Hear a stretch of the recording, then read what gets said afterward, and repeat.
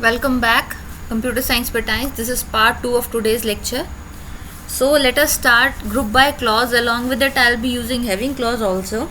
So let us know first for what we are using this group by clause. Actually, it is required to combine all the records that have identical values in a particular field.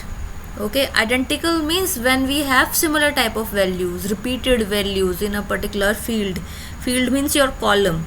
Okay, so ultimately when we want to prepare one summary record for that particular group, then we'll be using group by clause. Okay, like you all students belong to this computer subject, so I'll make a group of yours. So in this way we can do grouping. Okay, when we have something common between them, similar type of data they are having, similar type of things they are having in a particular column, then we can group them using the group by clause. And having clause will help us to put conditions also. Okay, and one most important thing about group by is that it supports all the aggregate functions that we have used previously. Okay, so let us start this practical now. For this I'll be using a table,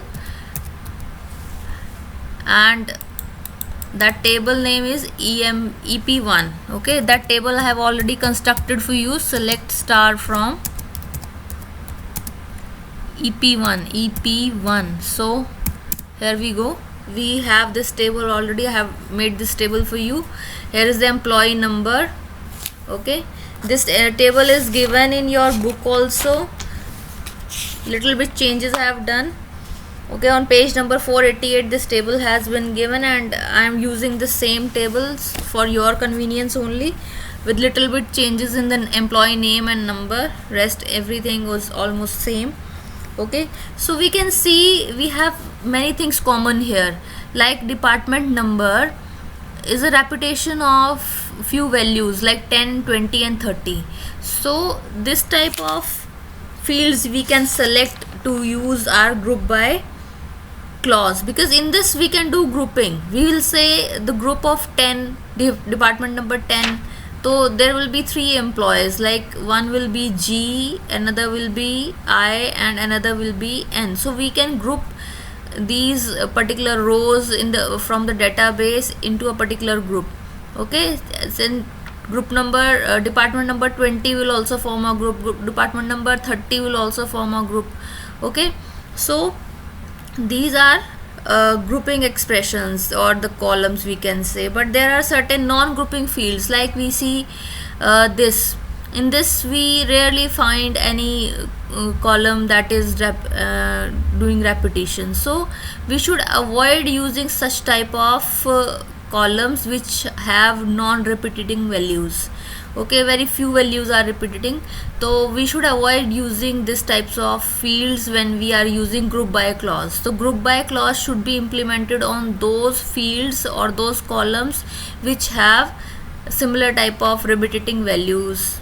Okay, so we should use department number, or we can use job also, because in job also we can see there are 2-3 clerks. This N is clerk, L is clerk, and A is clerk. Salesmen are also there, managers are also there. So job and department number, these 2 fields are suitable for executing the query of group by.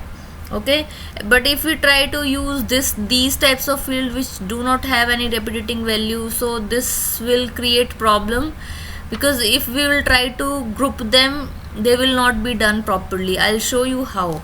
Okay, firstly I should start the practical part. So for that the query is select department number, DEPT number. Okay, comma, now I'm using the aggregate functions count star.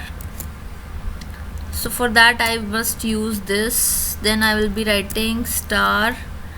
Okay, to make it more safe. Then sum is also an aggregate function, I told you. Fine. Then from where it should select, from EP1. Okay, from EP1 now I am using group by.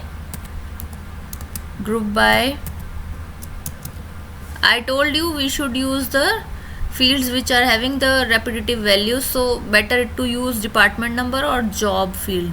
If we'll use another, then actually the grouping cannot be done on these types of entries, but SQL will not give any error, but the answers will not be 100% accurate, we can say. Okay, then group by department number, DEPTNO. Okay, now you can see what this statement is doing. Actually it is showing me department number, and then I told you the count the number of records that are having. Accordingly, see, how grouping is to be done on the basis of department number. I told you there are 3 types of values in department number: 10, 20 and 30. So grouping should be done on the basis of 10, 20 and 30. So it is counting how many rows are satisfying this department number 10 and sum of their salaries. Okay, there are 3, I told you there are 3 rows: 10, 10 and 10. Okay, so count is 3. Okay, and the sum of salaries has been done for you. One salary is 1300, another salary is this much, and another salary is this much. So 5000 plus 2460 plus 1300, that comes out to be this much. Okay, then department number 20, count of salaries has been shown, and how many records, or we can say employees, are there in department number 25, and in 30 how many employees are there? 6, and their sum of salaries is this. Okay, I hope it is clear to you. Okay, now if we want again I'm using a statement.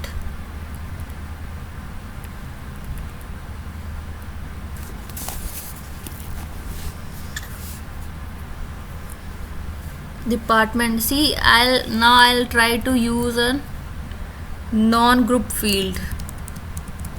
Okay, so that MGR. Okay, MGR is the name, MGR. Okay, so this is a non-group field. Count, I'll put something else, count employee numbers. Okay, how many employees are there, it will count, and department number it will show you, and how many employees are there it will count, and the manager field is also there from EMP1 and group by department. So here we go. So you can see it is showing department number, then it is counting the number of employees working there, and this. Now you see, for this 10, how null has come. See, it will pick up the first value. Okay, for field number 10 you can see the first value and MGR field option. Where is the first 10 coming? Here you can see MGR, it is null. Okay, that is why null has come here. For 20, first 20 is here, and its MGR value is 8902. So it is 8902.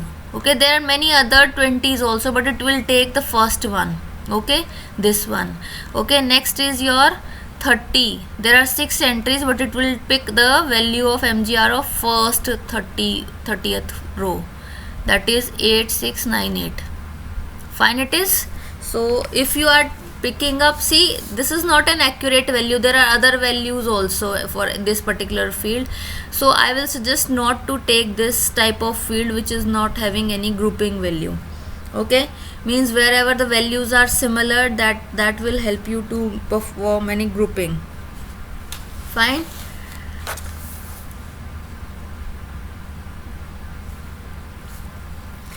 Now I want to discuss one difference with you, difference between having clause and where clause.